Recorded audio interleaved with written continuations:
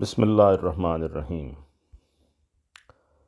یاتون من کل فج عمیق، سر میاں فضل حسین صاحب، یونینسٹ پارٹی والے، 14 ستمبر 1907۔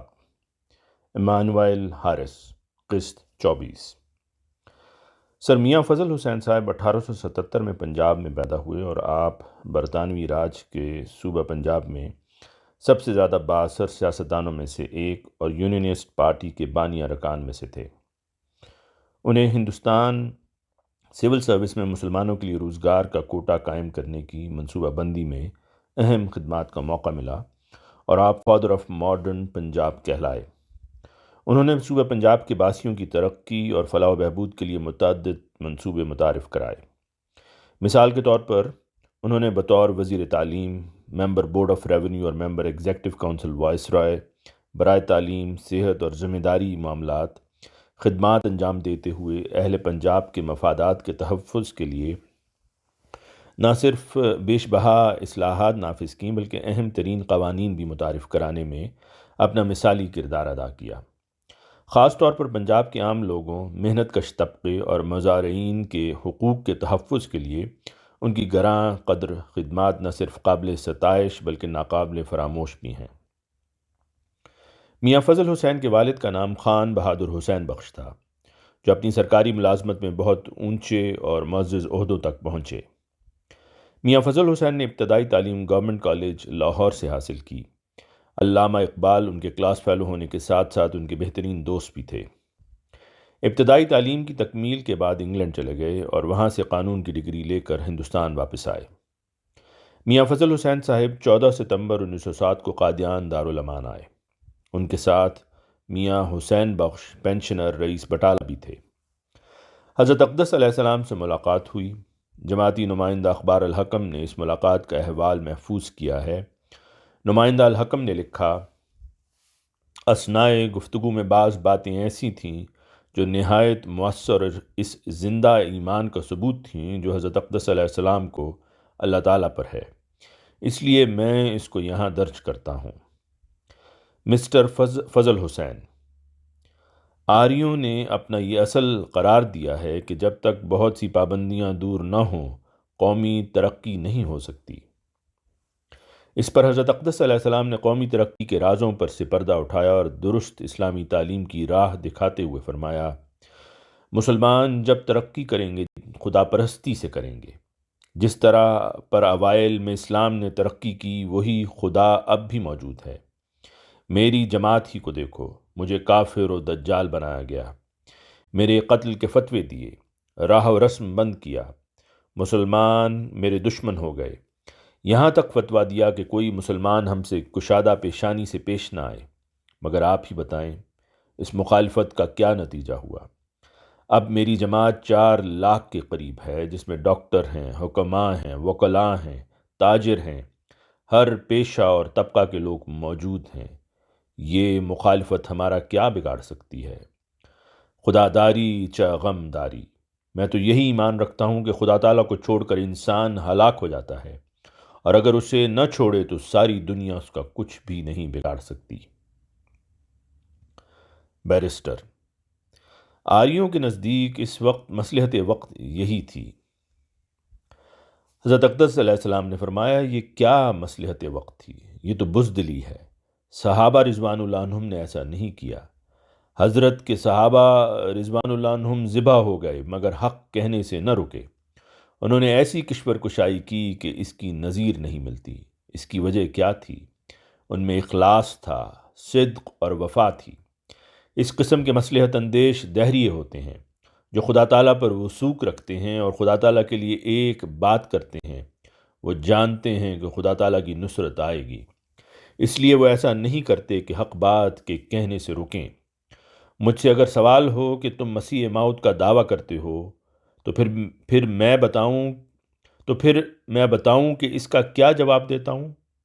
سوا صدق اور مردانہ ہمت کے کام نہیں چلتا۔ ہم پر اس قدر مقدمے کیے گئے مگر ان کا انجام کیا ہوا؟ کیا کوئی کہہ سکتا ہے کہ ان باتوں سے ڈر کر ہم نے قدم پیچھے ہٹایا؟ یہ تو شرک ہے۔ میں یقین رکھتا ہوں کہ خدا ہے اور وہ اپنے مخلص بندوں کی مدد فرماتا ہے۔ میں سچ سچ کہتا ہوں کہ جو سچے دل سے لا الہ الا اللہ کہتا ہے خدا تعالیٰ اس کے ساتھ ہوتا ہے۔ اسلام ہی ایک ایسا مذہب ہے جس سے یہ جوہر پیدا ہوتا ہے۔ یہ لوگ ملک و ملت کے دشمن ہیں، ان کی صحبت سے بچنا چاہیے۔ بیرسٹر: میں نے فلسفہ پر بہت سا وقت ضائع کیا ہے اور میں نے دیکھا ہے کہ ان کا فلسفہ کمزور ہے۔ حضرت اقدس علیہ السلام نے فرمایا، پھر ہم تو یہ کہتے ہیں اے کہ خداوندی حکمت یونانیہ، حکمت ایمانیہ راہم بخواں۔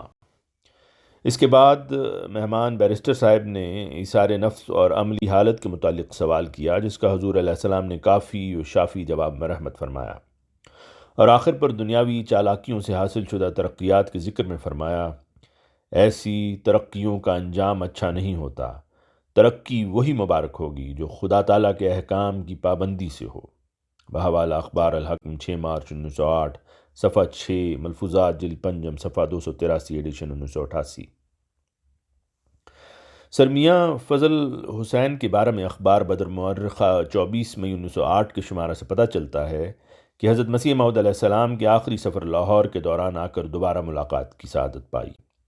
اس موقع پر آپ کے ساتھ 2 وکیل بھی تھے، کیونکہ تب تک میاں فضل حسین سیالکوٹ کی بجائے لاہور شہر میں اپنی بطور وکیل اچھی شہرت بنا چکے تھے۔ یہ ملاقات دن 10 بجے ہوئی اور ان معزز مہمانوں سے مفصلہ ذیل مکالمہ ہوا۔ تب حضرت مسیح موعود علیہ السلام نے آئندہ کے متعلق ایک بات کہی کہ ایسا کیا جائے گا، مگر ساتھ ہی انشاءاللہ فرمایا اور بتلایا کہ انشاءاللہ کہنا نہایت ضروری ہے، کیونکہ انسان کے تمام معاملات اس کے اپنے اختیار میں نہیں۔ وہ طرح طرح کے مصائب اور مکارہ و موانع میں گھرا ہوا ہے۔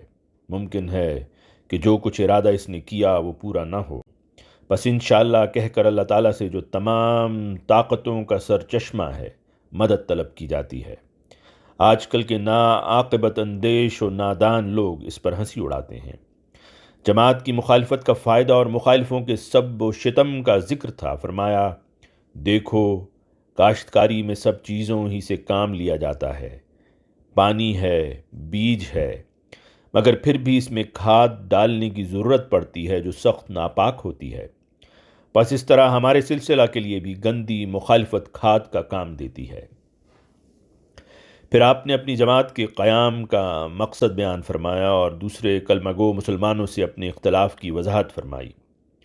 مختلف امور پر روشنی ڈالتے ہوئے آپ نے کھول کر بتایا کہ اللہ تعالیٰ سے مکالمات کا سلسلہ جاری ہے۔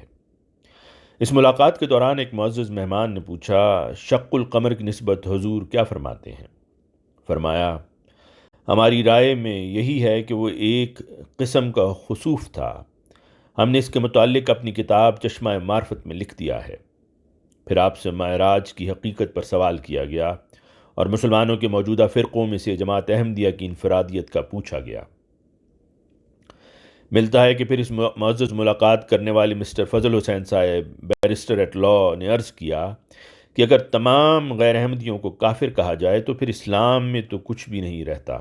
فرمایا، ہم کسی کلمہ گو کو اسلام سے خارج نہیں کہتے جب تک کہ وہ ہمیں کافر کہہ کر خود کافر نہ بن جائے۔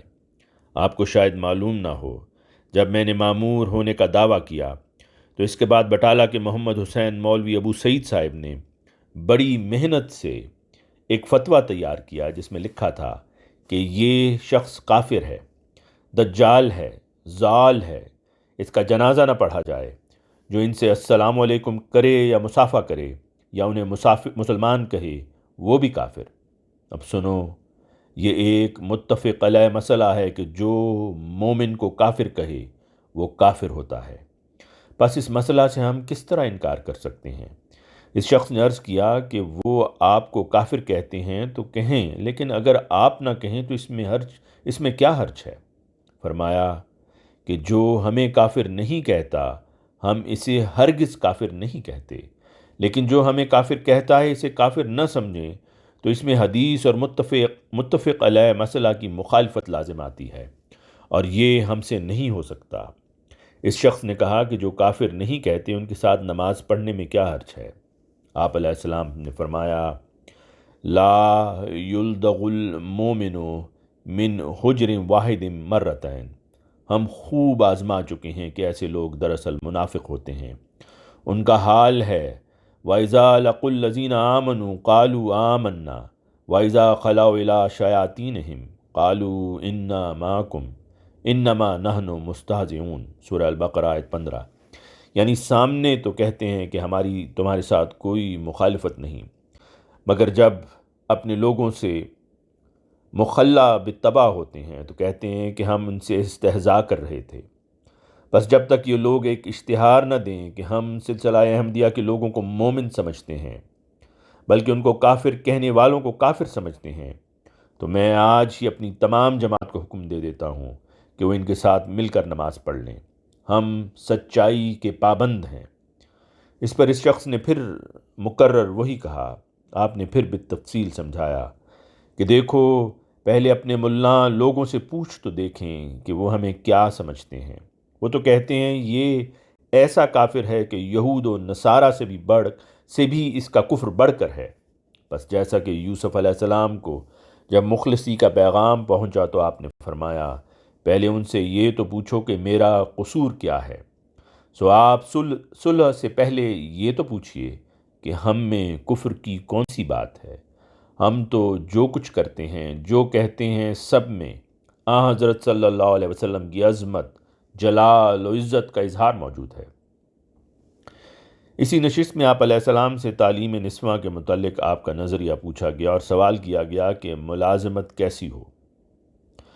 فرمایا ملازمت اگر منہیات سے روکے تو ایک نعمت ہے جو ہر طرح سے قابل شکریہ ہے، اور اگر برخلاف اس کے بد افعال کا مرتکب کرے تو پھر ایک لعنت ہے جس سے بچنا لازم ہے۔ اس دلچسپ اور قیمتی نشست کا مکمل احوال ملفوظات جلد 5 صفحہ 630 پر پڑھا جا سکتا ہے۔